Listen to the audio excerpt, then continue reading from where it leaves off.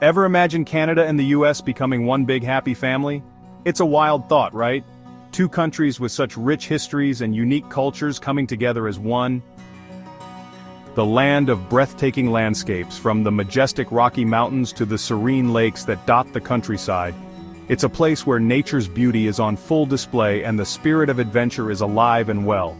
Our neighbors to the north, a country that shares not just a border with the United States, but also a rich history and a deep bond of friendship. From bustling cities to quaint small towns, Canada is a mosaic of cultures and communities. Land of yummy maple syrup, exciting hockey games, and, wait for it, the 51st state? Yes, you heard that right. Some folks have floated the idea of Canada becoming part of the United States. It sounds wild, but let's dive into this intriguing notion. Whoa, hold on there, friend. This isn't a joke. The idea has been tossed around in various circles, sparking debates and raising eyebrows. But how did this all start? Some people really talk about Canada becoming part of the US. Can you believe it? It's a topic that has popped up in political discussions, media headlines, and even casual conversations. But is there any real substance to it? Now, I'm not saying it's a good idea. In fact, many Canadians and Americans alike would probably shake their heads at the thought. The cultural differences, the political implications, and the sheer logistics make it a complex and controversial topic. I'm just saying some people think it is. There are those who argue that such a union could bring economic benefits, strengthen defense, and create a more unified North America. But these arguments are met with plenty of skepticism. It's a pretty weird idea if you ask me. The thought of merging two distinct nations, each with its own identity and way of life, is mind-boggling. But let's not dismiss it outright. Let's explore where this idea came from. But before we get into it, let's go back in time a bit. The concept of Canada joining the US isn't entirely new. It has roots in historical events and political movements that have shaped both nations. This whole 51st state thing didn't just appear out of nowhere. It has been a topic of speculation and debate for decades, fueled by various political figures and commentators who enjoy stirring the pot. It all started with someone who likes to cause a little trouble. More on that later. For now, let's just imagine the possibilities and the challenges that such a union would entail. For now, just imagine the US, but bigger, way bigger, encompassing the vast expanse of Canada with its diverse landscapes and vibrant cities. It's a fascinating thought experiment, isn't it? And everyone is super polite. Pretty wild, right? Canadians are known for their friendliness and politeness, which would certainly add a unique flavor to the American melting pot. Get ready, things are about to get interesting. We're about to delve deeper into this curious idea and uncover the stories and motivations behind it. Stay tuned. Remember that troublemaker I mentioned? Yep, it's Donald Trump. The man who never fails to make headlines, whether he's in office or not. His latest antics have once again set the internet ablaze and got everyone talking. But what exactly did he do this time? When he was president, Trump talked about the US buying Greenland. Yes, you heard that right. Greenland, the massive icy island that belongs to Denmark. It was one of those moments that left everyone scratching their heads, wondering if he was serious or just trying to grab attention. Now I know Greenland isn't Canada. They're two very different places with their own unique identities and histories. But somehow, in the whirlwind of Trump's statements, the conversation took a surprising turn. You're right, but this is important, because when Trump speaks, people listen, and sometimes, they take his words and run with them in unexpected directions. Trump talking about Greenland got everyone talking. And I mean everyone. The internet went crazy. Social media platforms were flooded with memes, debates, and wild theories. It was like a digital wildfire spreading across the globe. And somewhere in all that online craziness, the idea of Canada joining the US popped up again. It wasn't a new idea, but Trump's comments seemed to breathe new life into it, sparking fresh discussions and debates. Did Trump say he wanted Canada? Not really, he didn't come out and make a direct statement about annexing Canada. But, as always, his words were open to interpretation. But he did say some things about Canada maybe being part of the US someday. It was enough to get people talking and speculating about what he really meant. And with Trump, even a small comment can cause a big stir. His ability to generate controversy and keep himself in the spotlight is unmatched. So, that's how the whole Canada as the 51st state thing started. A few offhand remarks, a lot of online chatter, and suddenly, it was a topic of serious discussion. But how did Canada feel about this?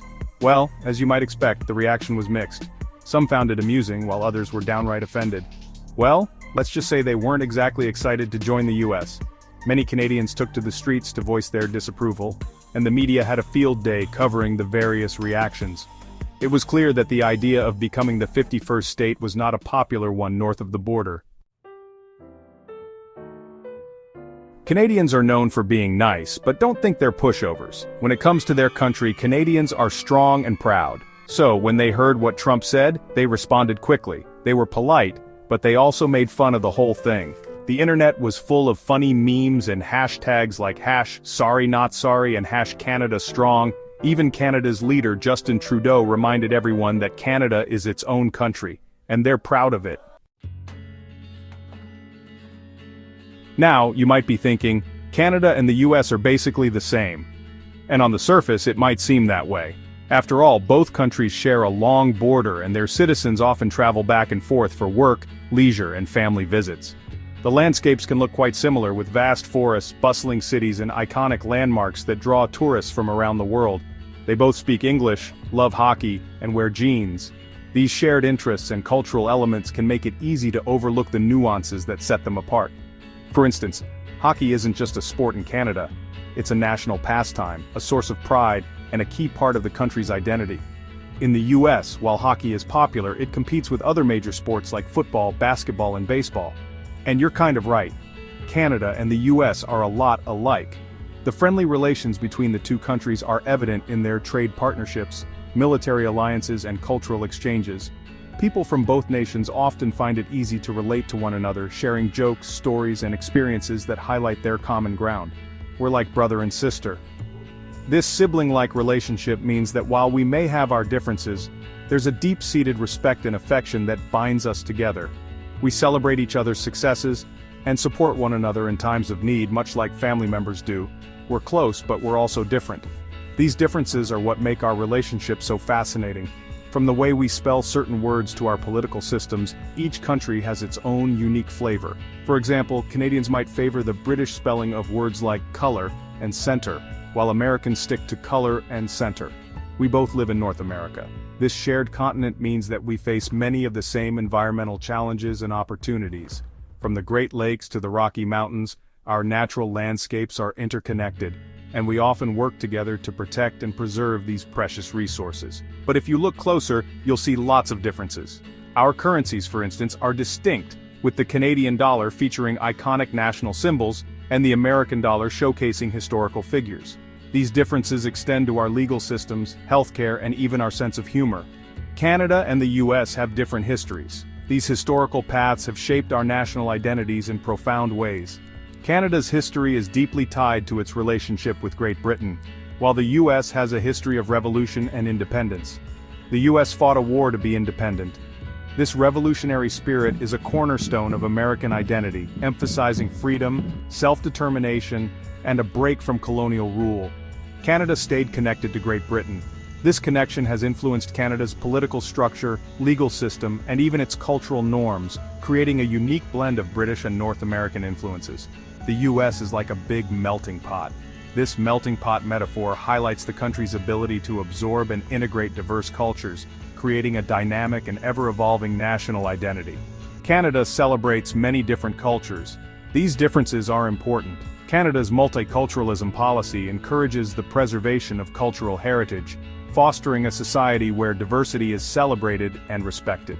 They make each country special in its own way. These unique qualities contribute to the rich tapestry of North American life, making both Canada and the US fascinating places to live, visit, and explore.